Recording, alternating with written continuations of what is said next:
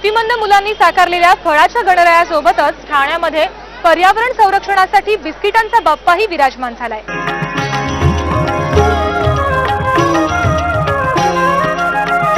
चक्क बिस्किटांनी बनलेले हे बाप्पा विराजमान झाले आहेत ठाण्यातल्या हायपर सिटी मॉलमध्ये।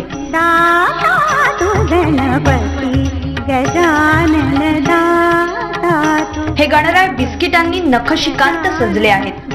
विसर्जनानंतर प्लास्टर ऑफ पॅरिसच्या मूर्तीमुळे प्रदूषणात वाढ होते, त्यावर बाप्पाची बिस्किटांची मूर्ती आळा घालू शकते।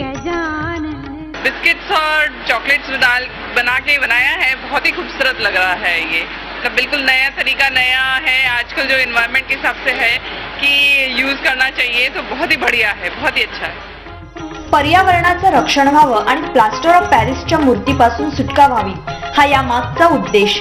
मूर्ती बिस्किटांची असल्यामुळे विसर्जनानंतर ती लवकरच पाण्यात विरघळून जाईल, शिवाय तलावातले मासे बिस्किट आनंदाने खातील। अशा या बिस्किटांच्या बाप्पामुळे अनेक संकटांवर मात करता येईल। श्यामगिरीसह अपर्णा देशपांडे, ठाणे, मी मराठी। आता वेळ झाली एका ब्रेकची। गणेशोत्सवासंदर्भातल्या आणखी काही बातम्या पाहण्यासाठी जाऊयात थेट स्टुडिओमध्ये।